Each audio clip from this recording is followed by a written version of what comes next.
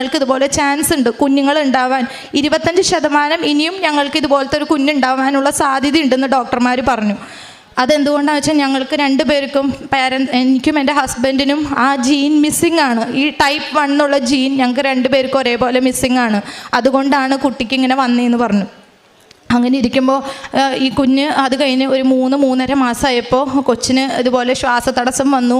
അവനാകെ പാല് കുടിക്കാൻ ബുദ്ധിമുട്ടായി. അവൻ്റെ കാര്യങ്ങളൊക്കെ പതുക്കെ കുറഞ്ഞു തുടങ്ങി. അങ്ങനെ 3 ദിവസം അവൻ ICUവിൽ വളരെയധികം വേദന ബുദ്ധിമുട്ടി. ആ കോവിഡ് സമയത്താണ് അവനെന്നെ നോക്കേണ്ടത്. എനിക്കൊന്നും ചെയ്യാൻ പറ്റുന്നില്ല. ICUവിൽ ഞാനും കരയാണ് അവനെ നോക്കിയിട്ട്.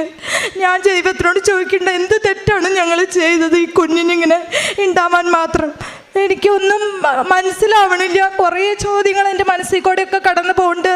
ഇപ്പുറത്തൊക്കെ നോക്കുമ്പോൾ കുറേ വചനങ്ങളും മനസ്സിൽ തെളിഞ്ഞു വരുന്നുണ്ട്. പക്ഷേ എനിക്കൊന്നും